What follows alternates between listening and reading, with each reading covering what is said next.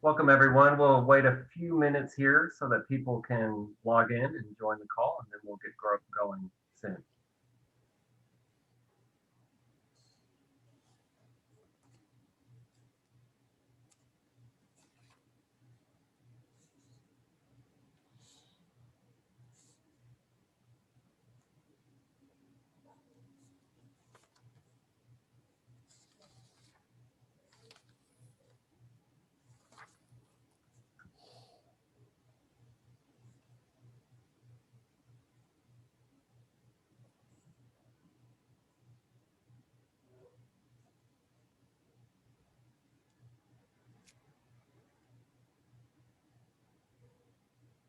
Okay, I think we can go ahead and get started.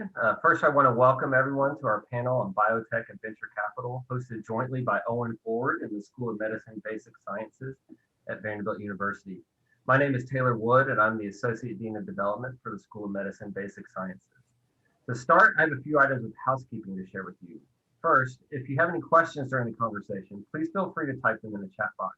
We'll monitor and share your questions with the panelists. Secondly, the session will be recorded and made available online after its conclusion. We'll share the link with all registrants. Without further ado, let me introduce our host and panelist, Dr. Laurent Audeley. Laurent is the founder and CEO of Parthenon Therapeutics. He is a serial biotech entrepreneur and senior executive in the industry. Laurent has led and/or contributed to the identification and development of 7 novel medicines addressing unmet medical need across multiple disease areas that have generated greater than $2 billion in annual sales.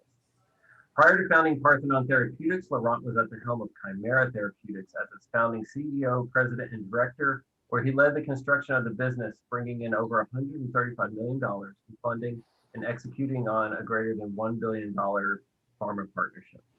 Laurent has his PhD in pharmacology from Vanderbilt University and is currently a member of the executive committee of the School of Medicine Basic Sciences Board of Visitors at Vanderbilt. And with that, the session is yours, Laurent. Thanks very much, Taylor. Thanks everyone for the opportunity to moderate this panel today.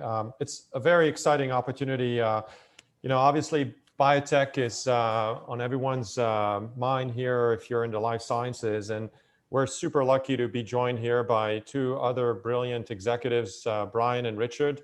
Great to have you on this webinar. And again, Taylor, thank you for the kind intro. Before I pass it over to our guest, I just maybe want to offer a couple of reference points here to at least how we see today biotech and the opportunities.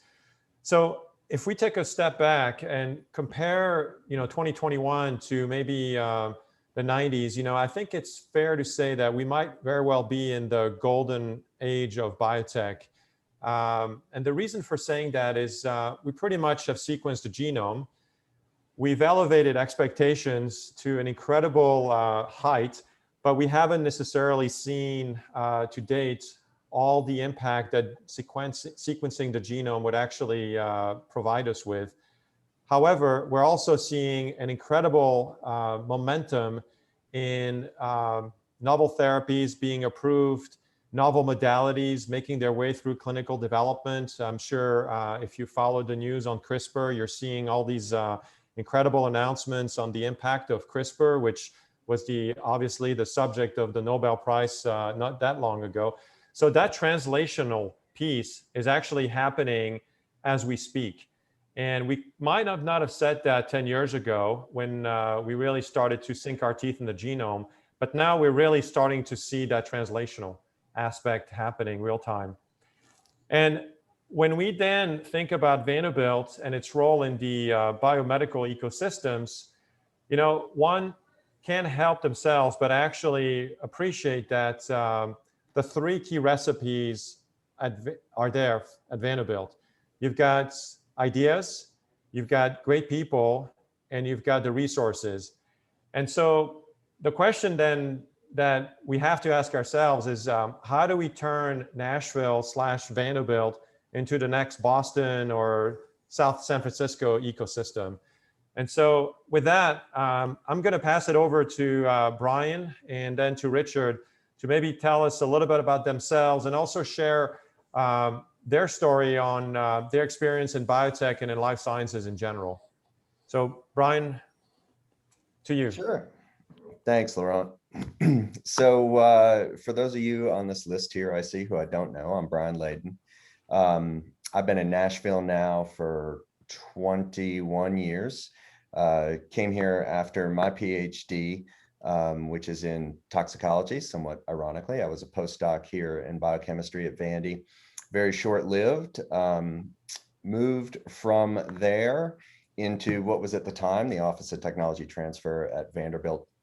Was lucky to land there at a time when it was very entrepreneurial, and we were doing investing out of the endowment, first out of a captive fund called the Chancellor's Fund, and then out of the endowment.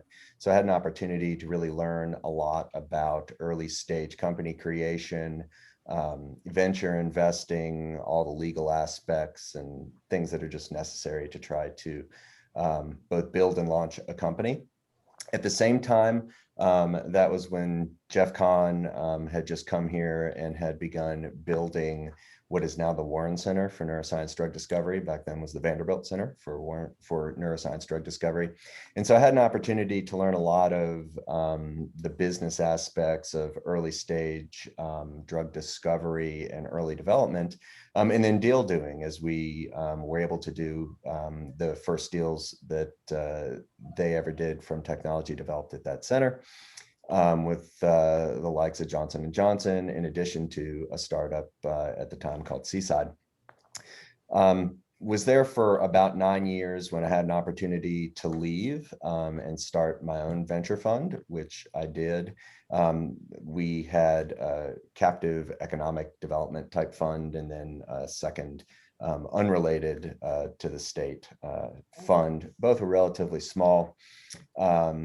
We did that for another 10 years. And then one of my partners and I decided that it was a good idea to get some operational experience.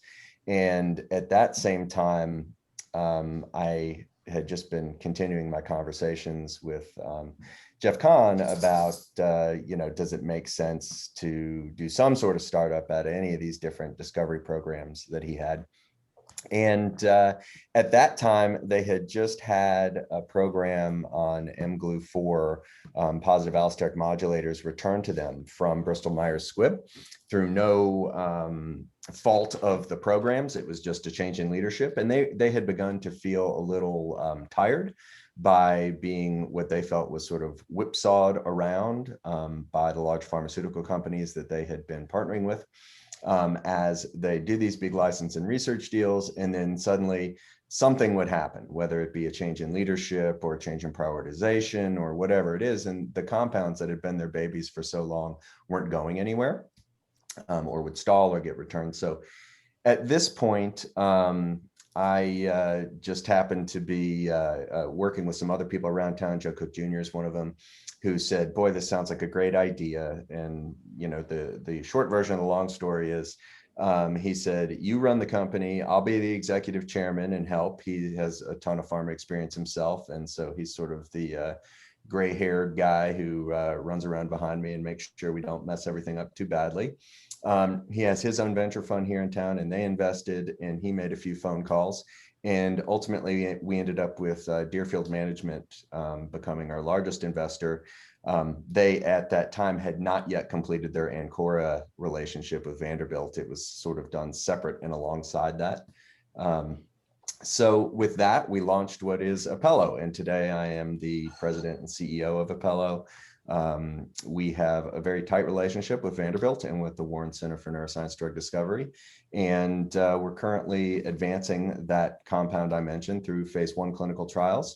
And we have a second asset coming behind that that is preclinical. So Laurent asked for the long version. That's the long version. Great. Thanks, Brian. And maybe just to put a final point on some of these really incredible steps here that you've had to take. I mean, can you maybe share with the audience one or two sort of key learning that, if you could do a mulligan here, you would actually say, you know what, I'm going to go down that other path if I was given another chance? You know, if I had another chance, so first of all, I feel really lucky that I've had all the experience I've had. I enjoyed it all the way. I've met a ton of great people. If I were going to change anything, it would probably be I'd want to operate before I invested. So before I became on the investor side of things, it would have been, I can see now in hindsight, very helpful to have had the experience of truly being the CEO of a company. I had played roles on board and in active roles in early stage companies as a board member, but having that operational experience and being solely responsible for, putting money in pockets and making sure every single thing happens, especially in the early stages of a company, is quite a scramble. And I guess if I had a second thing, it would be just make sure you don't fear failure. Can't be afraid to fail or you'll never get anywhere. I stressed myself over that a lot. Great. Thanks, Brian. Really interesting. Richard, can I maybe ask you to provide your perspective? And, as we've talked about, you're coming in from a different angle here in the life sciences sector, but I think also your experience offers an opportunity to compare and contrast as you've brought up in the past. So please, would love to hear more about your experience. Sure. Thanks, Lauren. So let's see, I graduated from Vanderbilt in 1990 with a PhD in molecular biology. While I was getting my PhD in molecular biology, I was trundling over to the engineering school, where the engineering school at the time had a program, a master's degree in management of technology. So I did all the coursework there, and then my thesis committee told me to get to work on my PhD. So I never actually got that master's degree, but I had an interest even while at Vanderbilt of combining sort of business management and science. I was lucky enough to get a Howard Hughes Medical Institute fellowship at Harvard Medical School in Boston, which I wanted to get to either Boston or San Francisco. That's where the biotech industry was predominantly at the time. And spent a lot of time, calling up venture capitalists and CEOs of startup companies and investment bankers, and trying to figure out where I was going to be able to shift my career from the lab bench to the business of biotechnology. And wound up taking a job with a venture capital firm. It was initially called MVP Ventures, then became Oxford Bioscience Partners. And we were very actively investing in biotechnology, but our investment thesis was that, investing in single compounds was very, very risky. And so we were going to invest in technology platform companies that would allow you to generate, many, many different shots on goal and be less risky. And so we were founding investors in Human Genome Sciences, Gene Logic, GenSet, and a number of others. And I stayed with that venture firm for a while. And then I actually joined a portfolio company that was focused on plant genomics. And I became the CFO of that company, and then later the CEO. And I ran that company for a long time. We became Monsanto's largest external gene technology provider, and ultimately sold that company to Land O'Lakes, Forge Genetics. Subsequent, so I had a good long career as an operating executive, both as a CFO and a CEO. And then I joined a firm called Westcap, which is about a $3 billion growth stage private equity firm. So a little bit later than venture capital, and certainly less risk tolerant than venture capital. And I'm a partner there. I lead the life tech investing, but I'm also an entrepreneur in resident because I've got a little startup in the area of epigenetics that I'm working on. So I've kind of run the gambit. I've done some raw startups. I've been an operating executive. I've invested in biotech at the venture capital stage, and again, and I'm an investor now at the private equity stage. Great, Richard. Thank you for that. Again, fascinating. And maybe if I can just ask for you to comment on 2 or 3 things. So it was actually remarkable to listen to your story, because you said that you called many CEOs and investors. Was this right after your PhD? You just picked up the phone and started calling folks, or? Yeah. Just cold calling and networking, and trying to get your foot in the door. Yeah, and for what it's worth, that resonates. And also, I think Brian, in different words, has probably experienced that as he was describing his trajectory.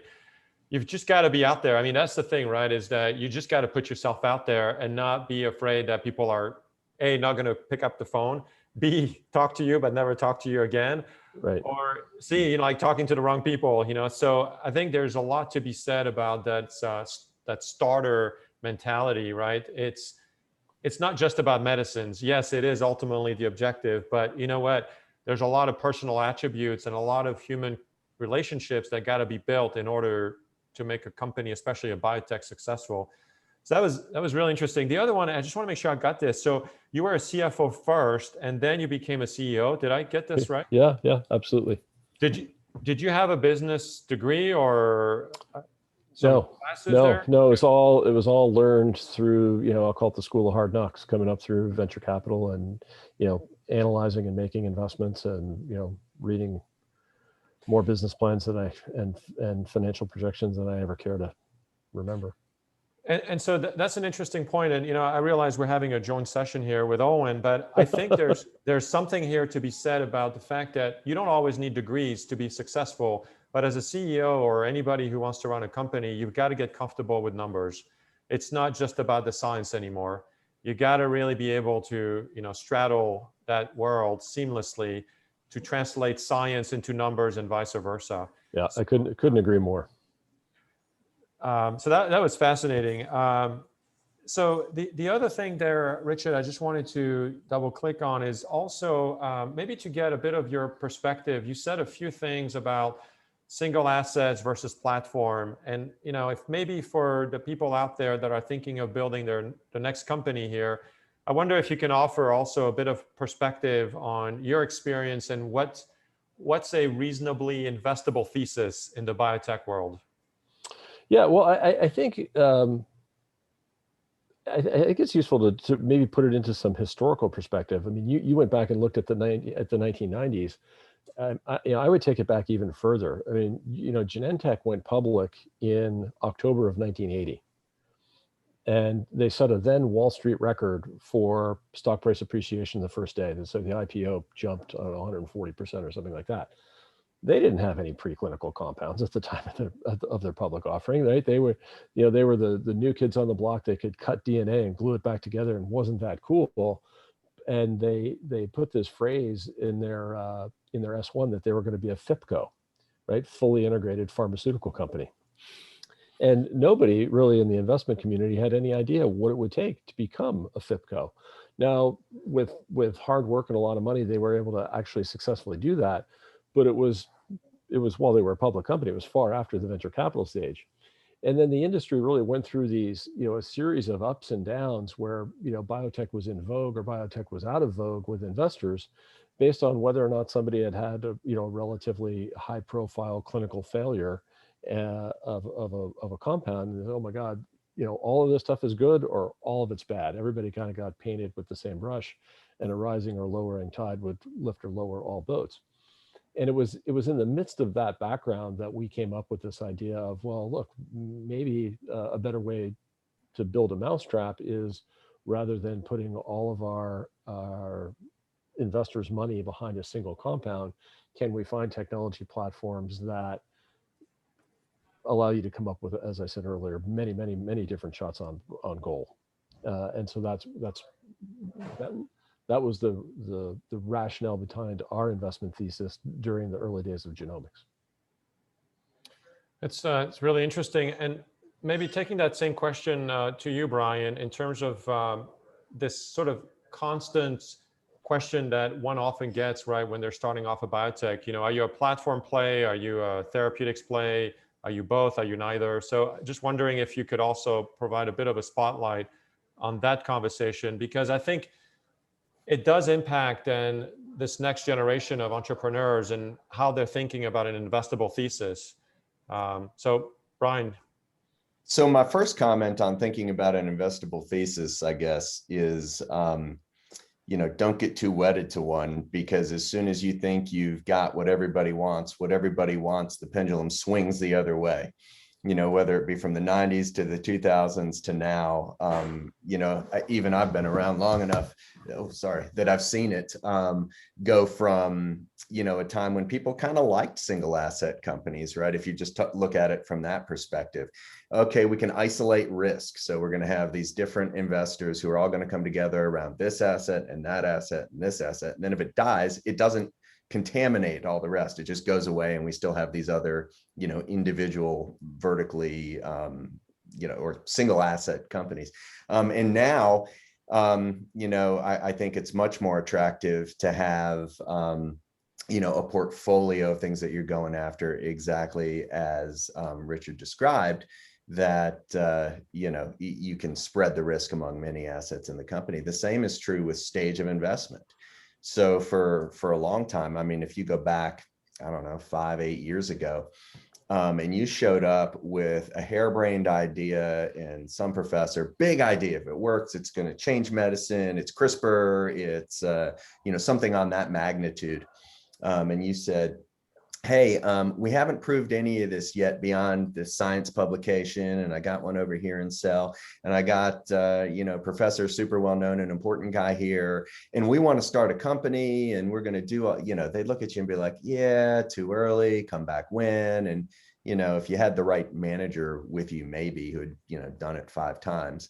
But today, that sort of flipped, at least in my experience, where if you're running around with a bunch of, clinical stage assets, and I've seen some other companies get in this spot, it's like, boy, those are interesting, but there's like this other shiny object now, which is this early stage thing that have been much more difficult to get funded, 8 years ago. So I don't know. It's in terms of what's investable, I think if you get too focused on what an investor says, and I've done it myself, I speak as a guilty party.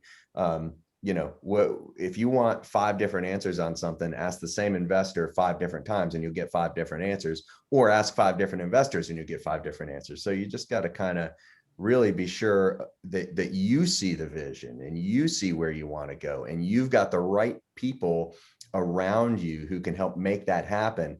And then you got to find the people who buy into that vision to help back you.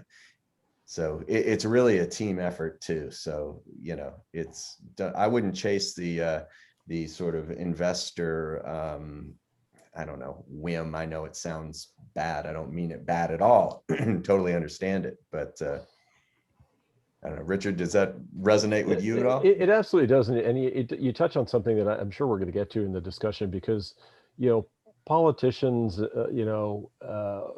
the world over are always trying to figure out, well, what's the secret sauce? How do we build a biotech community? And Right. And the most important ingredient, because none of it happens without it, is the entrepreneur. There's an entrepreneur who's just going to push it forward. And if that business model is not in vogue with investors, then they're either going to change their business model, or they're going to go, find an investor for whom it does work. There's got to be somebody who just is, lives it and eats it and breathes it to move it forward. And that's what it takes. The money, yep, you can go find money. Technology, yep, you can go in license technology. Teams are important to build, but it still, to me, comes back to that entrepreneur and somebody who's willing to take risk and bear risk and not be afraid of failure. And that's the secret ingredient, period. Great. Well, that's a great segue into another question that we just touched on a little bit, which is, maybe Richard, you've already preempted a little bit what is the recipe there, but for what it's worth, let me put it out there and can get your perspective. So how do we turn Nashville/Vanderbilt into a hot ecosystem for biotech? Brian, you want to take a shot at it? And then Richard, maybe? Oh man, is that a loaded question? This has been exactly as Richard said. Every mid-sized city around the country has their, local bio organization, and we got ours here, and it's filled with great people, and I love them all. But we're all running around saying, "How do we become Boston? How do we become the Triangle? How do we become San Diego? Whatever that is, right? San Francisco." Um, and you know, I think Richard's exactly right. It's the entrepreneur. Here in Nashville, I think we have plenty of great ideas, right? Coming out of Vanderbilt. We have also got the nexus of a lot of touch points in healthcare outside of biotech, where a lot of the innovations like medical devices and other things actually get put to use in our hospitals, right? The healthcare delivery system, and Nashville is obviously a hotbed for that.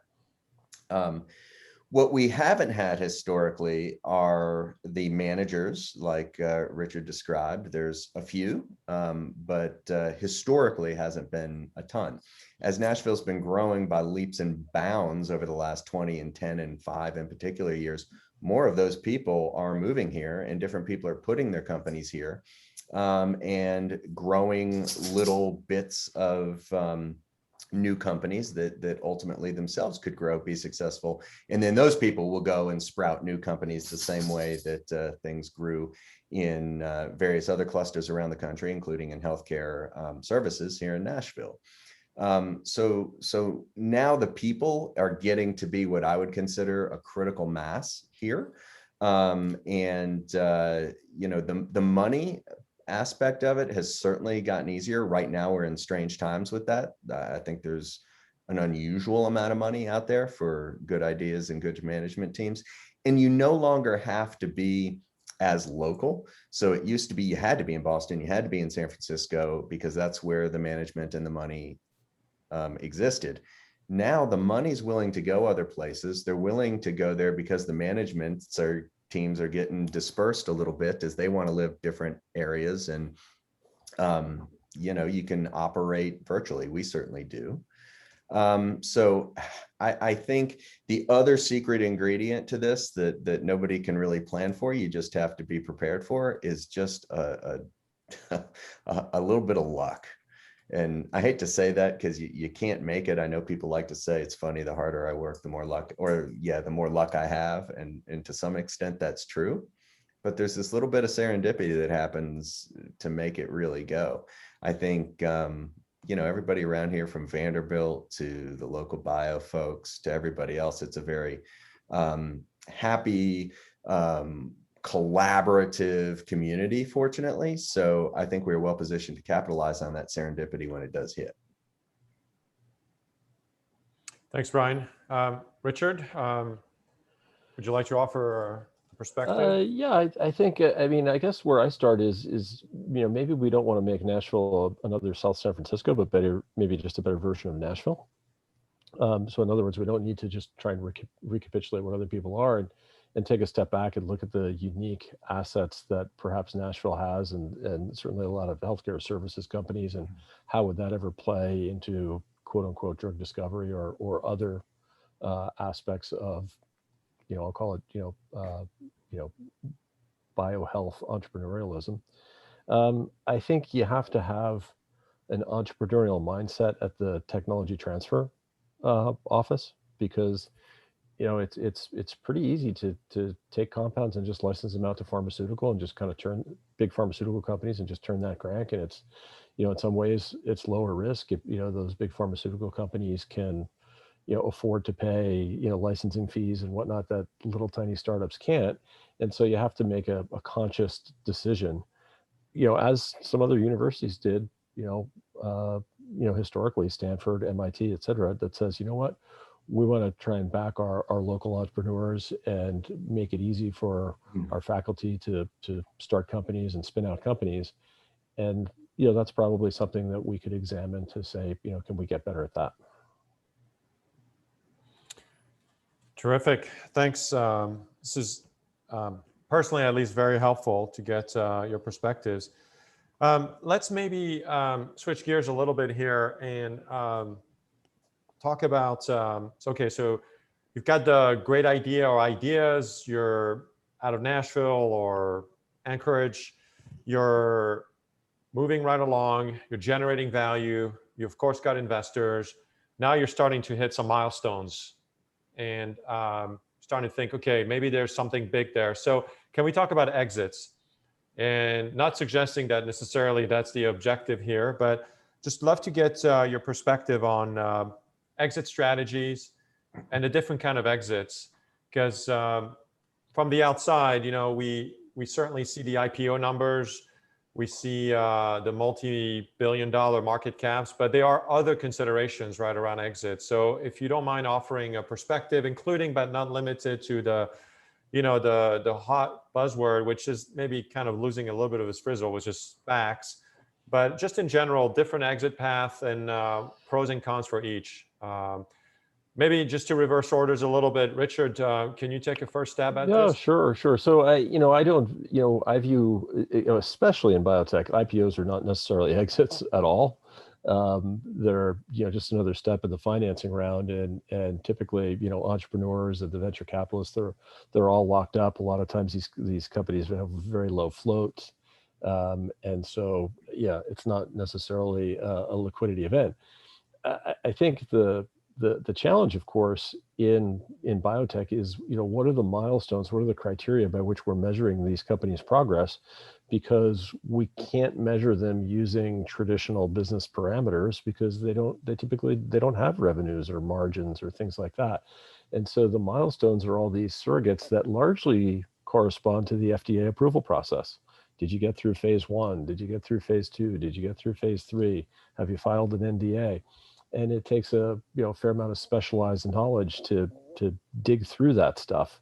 And so, over the course of the past 41 years since Genentech's IPO, that expertise has been built, right? It exists, to a far greater degree than it did, even 20 years ago or 10 years ago. So I think when you then, look at that expertise and look down those very specific avenues, I mean, I couldn't name one, but there probably are some very, very knowledgeable, very, very specialized SPACs that are in a position to, pick winners from losers of, something that's in late stage clinical trials. And they're probably going to do it better than the average, Goldman Sachs investment banker. But again, it speaks to the specialization of knowledge that's required in this industry because of the lack of traditional business milestones. Great, thanks, Richard. Brian, can you offer your perspective on that? Yeah, sure. So, I mean, I'm going to talk out of both sides of my mouth as, to my different opinions from investors and entrepreneurs, et cetera. On one hand, you can't go into starting a company and expect to raise money unless you've given some thought to how an exit could occur. You have to at least believe and be able to articulate mathematically that you can produce a financial return that matters to the people you're asking money from. Okay, that being said, every time I've been a part of a company where we were focused on trying to get to a particular exit, it has flopped. It never works out the way we think it's going to work out, and it just hasn't been the right mentality for how to do it. Even when we've, I guess I can think of one that I've been associated with as an investor and board member, where we had a handful of strategic investors, and we thought, this is great. They're going to want to buy the company, and they're all going to know it, and it's just going to be so marvelous. And then it came to a logical exit point when we thought we would exit, and none of them were in a position where they wanted to do it, and things got difficult. And ultimately, a different company ended up coming in and buying it, but it didn't go well. The reason that company got acquired, and I think the reason that companies who do become really successful financial exits or have successful financial exit events, is because they're just building a good company. And that sounds trite. I've heard so many other people say it, but it probably is a common saying because it's true to a large degree. You just, in my opinion, need to build a company that continues to produce things that matter to people. So in our case, it's therapeutics. We've got to get them moving. And as Richard said, you're going to be valued as you move those things through the pipeline, de-risk them. Okay, great. You've got more than one asset. Great. Now you've got more than one shot on goal. And what are you trying to do? Well, I'll use us as an example. We're really trying to bring medicines to people with neurological conditions that are going to matter to their treatment, that are going to matter to their progress in their life and make it better. And if we're doing that to the best of our ability, we're going to advance things far enough along that we're going to become an attractive either acquisition or be ripe for an IPO. And so that's how I tend to think about it these days. Can't be blind to it, but you can't build solely towards it either. That's Yeah, great perspective. Thank you for that. And so that's actually a great segue to a question here that was teed up by Kyle. So since most biotech ventures are comprised of PhDs, how could someone get involved in biotech that did their undergrad in bio, but is entering a master's in finance? Yeah. Brian, Richard, yeah, please. Yeah, well, I think through banking, right? You can go pursue a career in investment banking, either on the banking side, the analyst side. Those people come back into biotech companies, typically into business development or CFOs. You can go work for big pharma. You can go be an entrepreneur and go start a biotech company yourself. There's nothing that says you have to have a degree in this or that or the other thing to go start something. So. Yeah, my comment Yeah, is just network. That was something that when I was, doing my PhD was so frowned upon, and it's the one thing I wish I would have, really spent more time doing. If you can, just meet the right people. There's a lot of people out there who are looking to be helpful and are happy to do that and make introductions and find places where your skills can be put to work and you can learn. It's but that is you've got to bump into just a million different people. So maybe as an extension to this, so we had put together some questions, and one of them actually could make sense for us to just dive into a little bit more. So in biotech, it takes millions to transform an innovative idea into a commercially viable product, and venture capital funding is critical to this process. I might expand that to external funding. What do you look for when funding in biotech, health, and medical devices? So you've both had dual roles at some point in your careers, so I think you can offer a really nice perspective. What do you look for,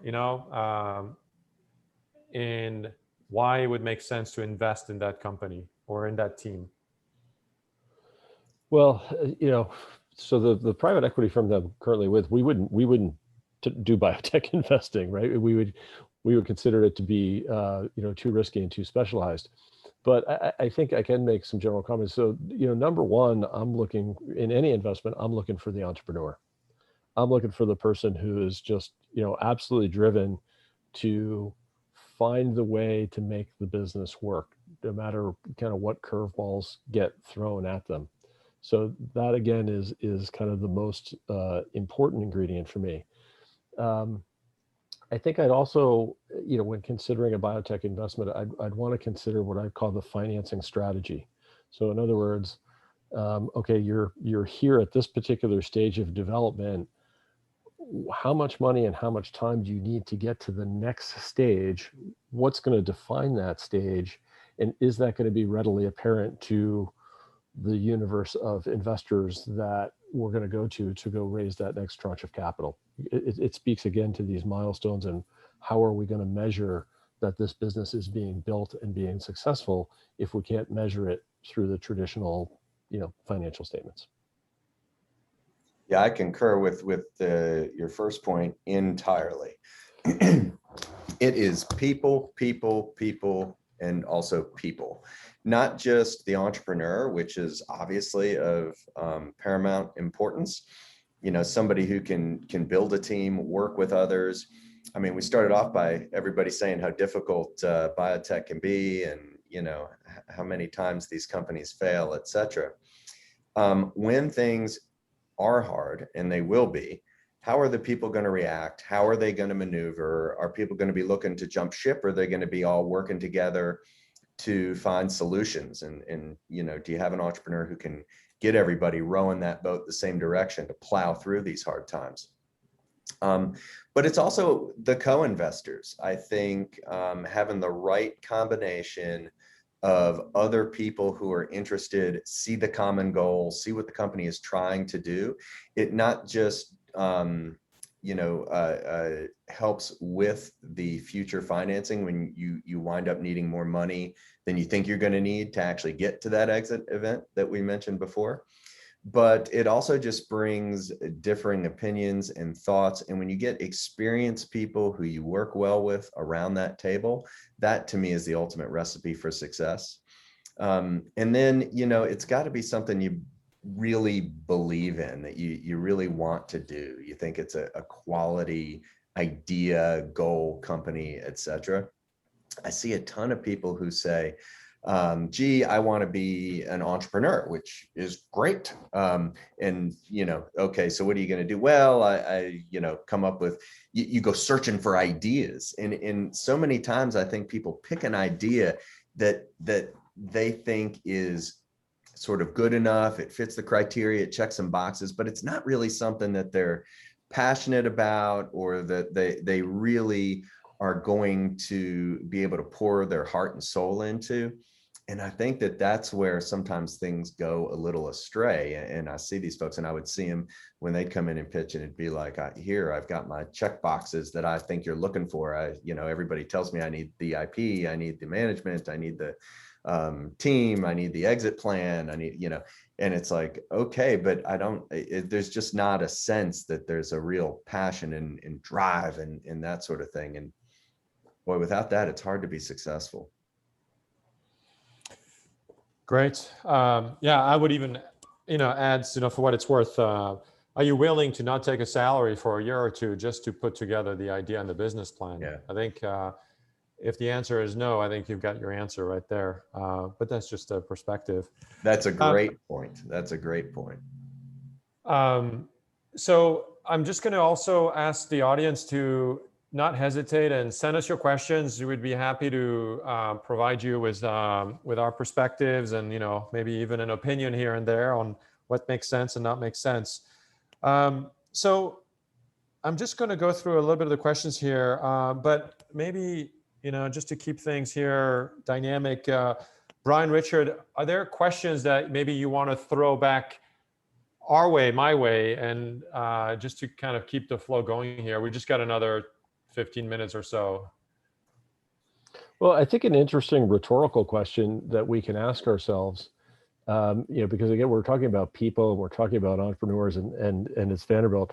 What would Cornelius do, right? So if anybody, we all are associated or went to his eponymous university, but Vanderbilt himself was an entrepreneur, right? He started a sailing taxi business on Staten Island with some money that he borrowed from his mother, and it was just classic entrepreneurialism, classic hard work.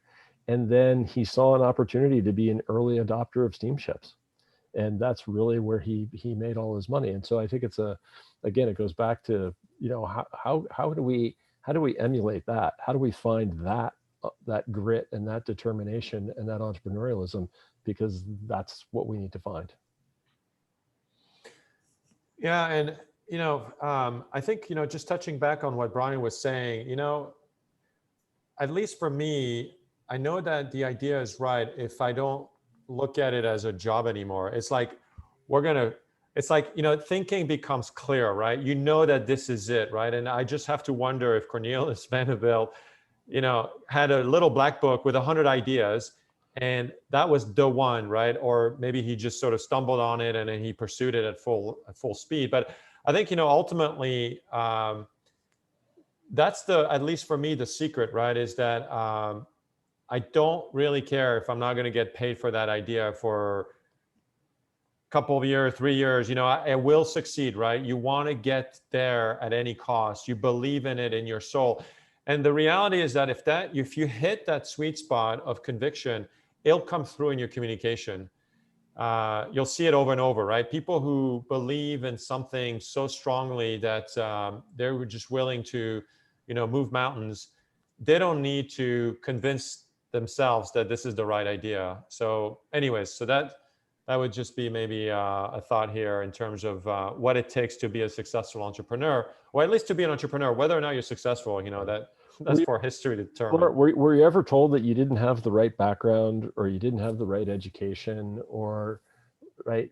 I mean, that's never, people don't, we're not in this No. era anymore, right? I mean, yeah, I agree with, that's a great way of phrasing it, Richard.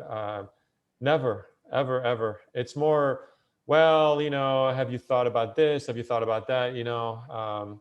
But it's never been, why don't you have a PhD in this or a master's in that? No, never.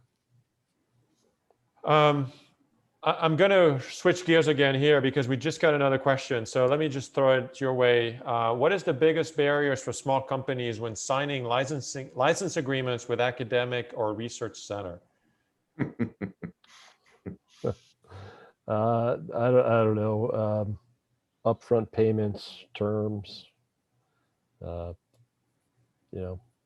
So there's usual stuff. Yeah, there's a couple of things that I think sometimes people don't think about. There's the financial, and then there's the non-financial aspects, right?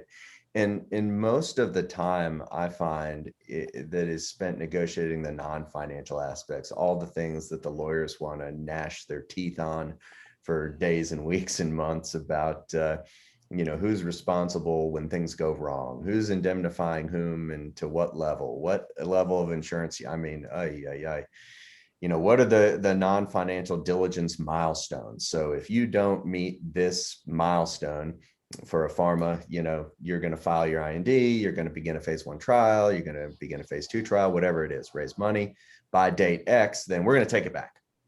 And there's a lot of practicalities associated with the implications of those types of things that sometimes the tech transfer offices, if they don't have a lot of experience in that arena, don't appreciate that they could be hamstringing the company that they're taking equity in by doing that. And so that is sometimes difficult because who's going to write you a check knowing that you could just yank the license back when things get hard or if you miss a milestone, right? So then you get into all the nuances of how that's really going to work. And those are things that really can grind out for a long time, I think. On the financial side of things, for a startup company, it's absolutely the upfront money most of the time. Patents, most tech transfer offices want their patents reimbursed because of how they operate financially. A lot of times that's hard for an early stage company to do, depending on who the investors are, or a professor, if they have some sort of, if they're not experienced in this arena, they, have grandiose dreams that money is going to begin raining from the sky. And of course, that's not how this works. And so there's managing that aspect of it.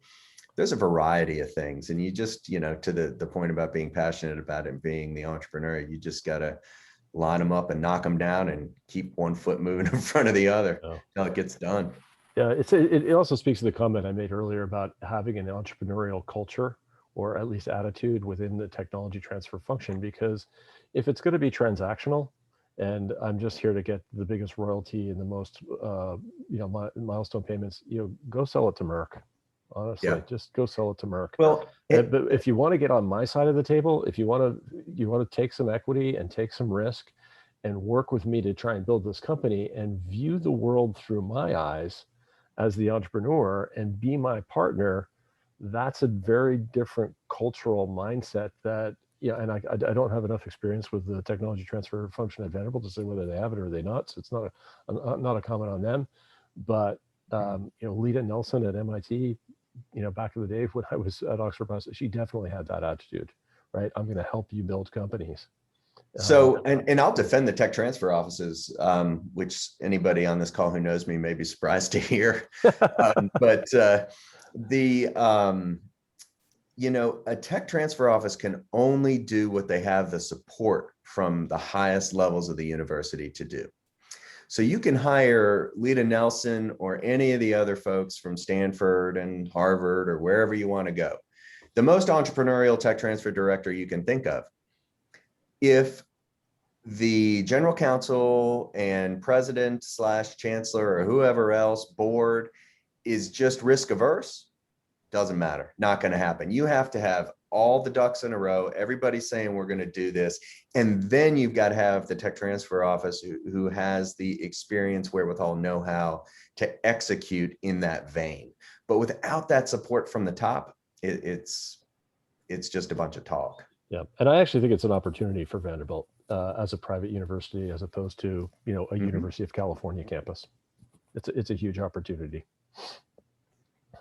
Yeah, agreed. And they do a good job of it. They are very forward thinking in that regard. I know Alan Bentley very, very well, and he's helped me do a variety of things with Apello and other things. And he definitely does have that attitude, and it pervades downward through his team, at least the folks I deal with, where they do want to sit on your side of the table and really make sure that they can build a relationship that's going to be set up for the long term to make you successful, so that ultimately they too will be successful.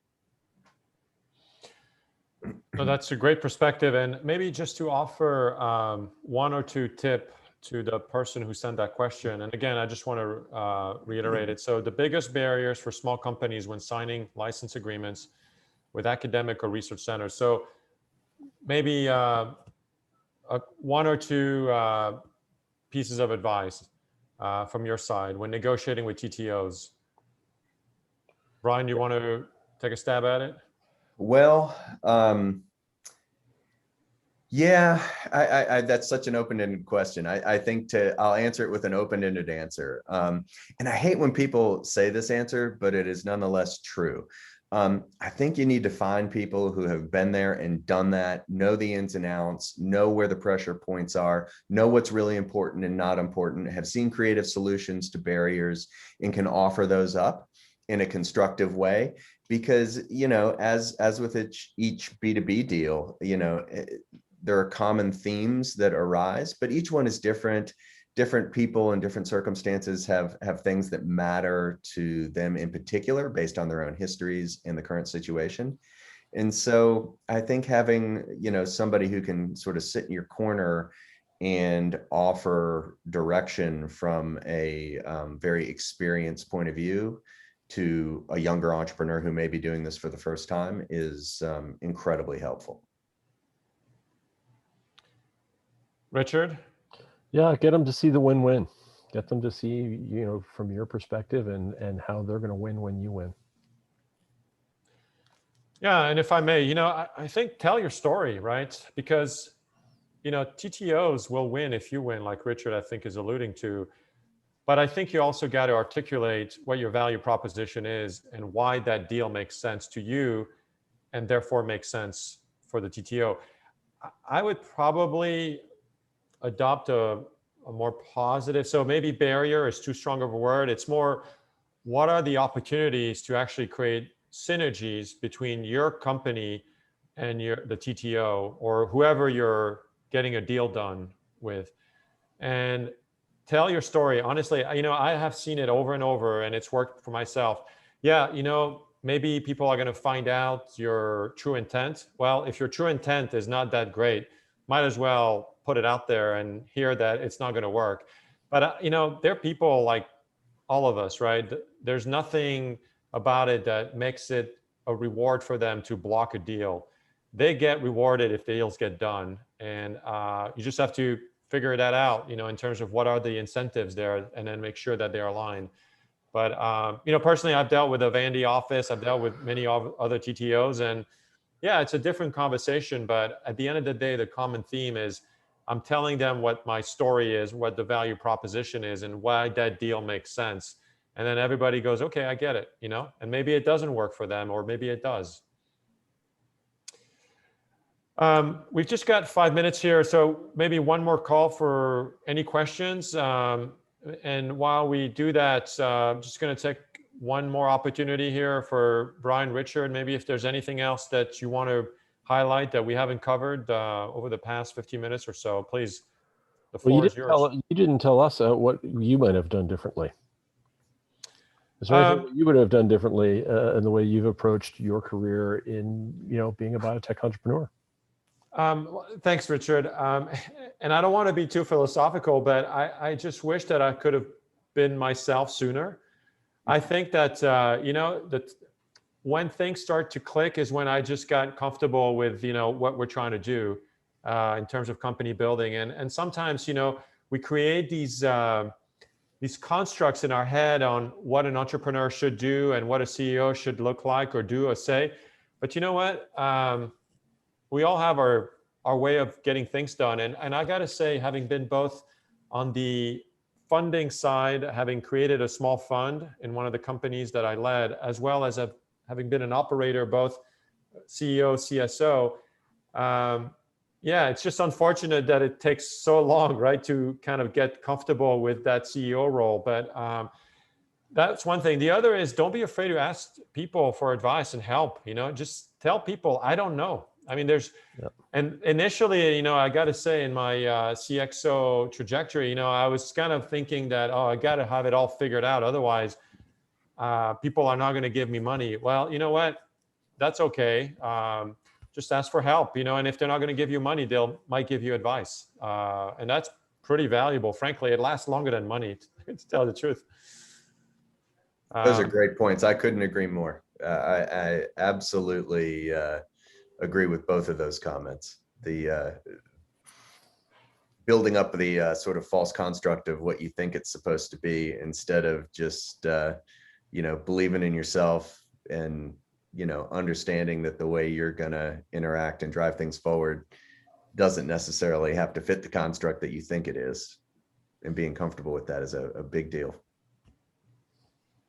And thanks, Brian. And, I don't want to sort of put any cold water here on a hot fire, but if you want to become a CEO, talk to a bunch of CEOs, because it's not just about being a CEO, saying that there's a lot of baggage that comes with that, right? And so you might not want that. I mean, honestly, you might just feel, you know what, I just want to be something else. But it is very cool on the days when it's cool. But there's also many days where, everything rolls up to you or rolls down to you, whatever way you're looking at it from. I mean, you still have a board that you've got to answer to. You've got investors, you've got a market, you've got a team that you're responsible for, and they come to you, hopefully, for advice, for guidance, for leadership.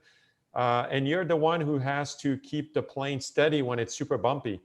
And that takes a lot of personal, energy and will. So if you want to build your own company, come to us, go talk to other CEOs, make sure that you go in that eyes wide open. I wouldn't trade it for anything else, but I also know that, it's a certain kind of personality, right? You got to like abuse a little bit, Yeah. And you better throw that ego out the door on day one. Yeah. Big time. I mean, seriously. And that's a big one. That's right, Brian. I mean, that's another misconception, is like, just because you're the CEO, you know what? It doesn't really matter after day one, Yeah. I think just an investor perspective, investors are, or at least they should be, certainly at the venture stage, in the business of investing in entrepreneurs. And I'd rather invest in a super high energy driven 29-year-old postdoc than some guy with 35 years of experience in the pharmaceutical business, in a heartbeat. And sorry for interrupting there. I just couldn't help myself, Richard, because you know what? To the folks that are still with us, that is so important, right?